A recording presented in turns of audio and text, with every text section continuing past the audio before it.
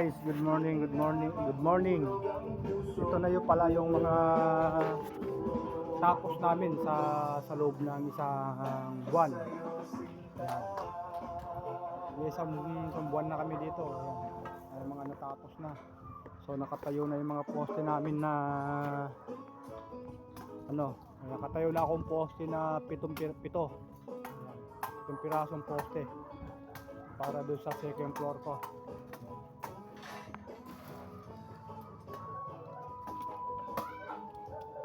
Ayan yung pagkakasetup niya. Ayan, nasintahan ko na lang siya. Ayan, para matambakan agad na lupa.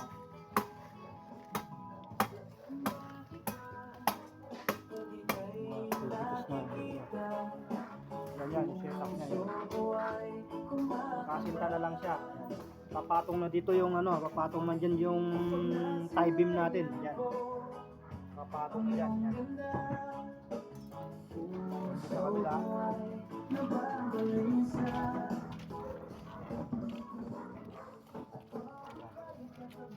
Yung poste. Tapos na rin. Yung mga kasama ko yan. Yung mga pala kami dito. 8.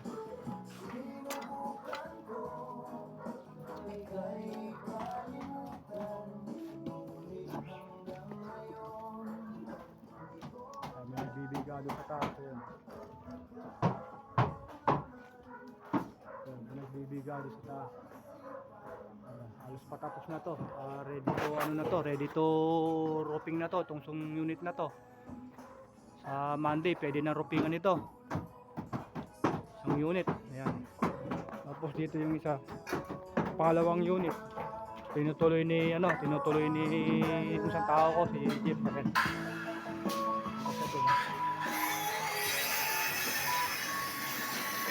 8 yung tao ko dito. Ayan. Meron doon, nagagawa doon. Meron nag-assemble ng posteron. Ayan. Doon, meron pa isa doon, nagpuputol ng bayabas. Puno ng kahoy. Ayan.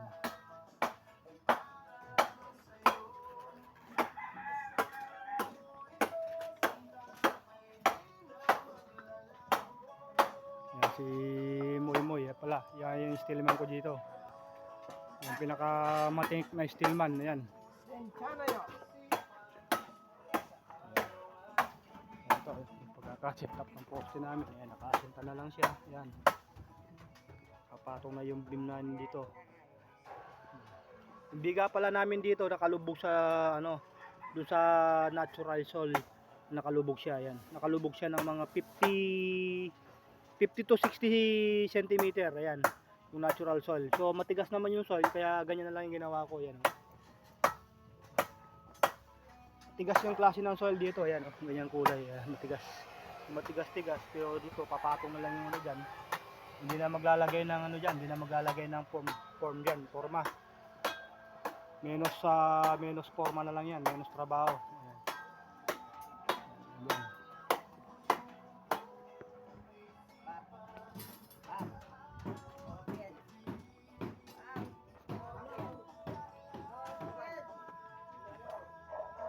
Ayan. Ayan. Ayan. Dyan. Oh. Si Boss Mark.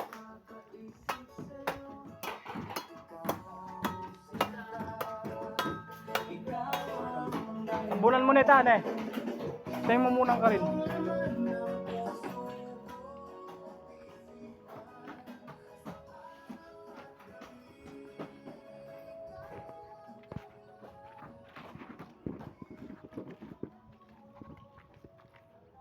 Halos isang unit. Ayan. Monday bububungan ko na yan, process ko na yan.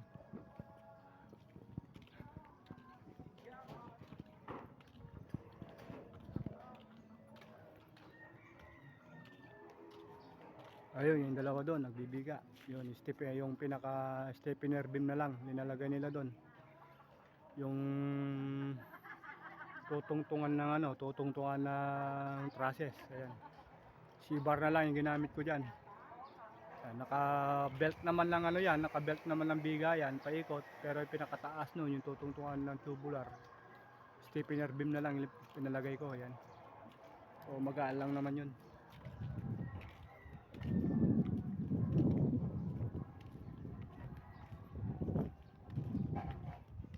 sunod na to, sunod na yung ano natin, sunod na yung kabila. Part ng kaliwa na to, yung tatlong unit sa taas. Ayan.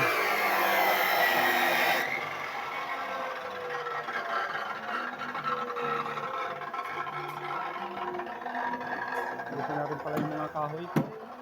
Tapos yung mga tubular ko, dyan na rin. Tapos yung mga bakal ko, dyan na.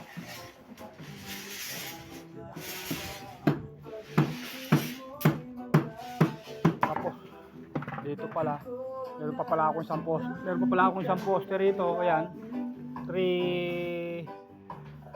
halos 315 cm yung layo ng poste ko kada pagitan. Pero yung unit natin nasa 4 nasa 6 by 5 unit natin. Ang layo ng poste nito magmula doon saka hanggang doon. Ang layo ng poste natin ay nasa 315 cm. Tapos pagdating naman doon sa yung pinaka width niya, nasa 470 cm. So patak-patak siya ng mga 5 meters o 5 meters. Pagdating doon sa taas, papatak ng mga 6 meters yung slab, kasi may sa dito, may cantilever sa taas. Yung pinaka all-way niya. Ayan, may all-way siya dyan. Nandito pala yung namin, dito yung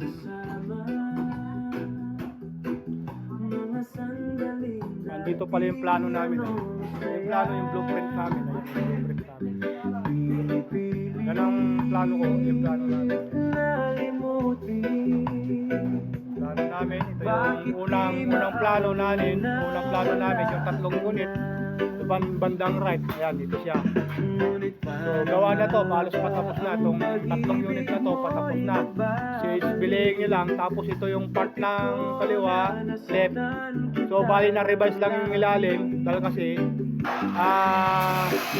gagawin ko lang dalawang unit yung sa ilalim, o parang big size, family size yung niya, yung unit sa ilalim, dalawa na lang, tapos tatlo sa taas. Ayan. So ito pala yung na-revise, ito yung kalalabasan niya dun sa taas. Ganyan yung kalalabasan niya dun sa taas. Tatlong unit. Ayan. Yung blueprint na to, ako na rin gumawa. Ayan. Ako na rin nag-drawing nito, ako na rin nag-estimate ng lahat. Pina-revise ko na lang dun sa pina-edit ko na lang dun sa anak ko, si Jasper, na nag-edit yan.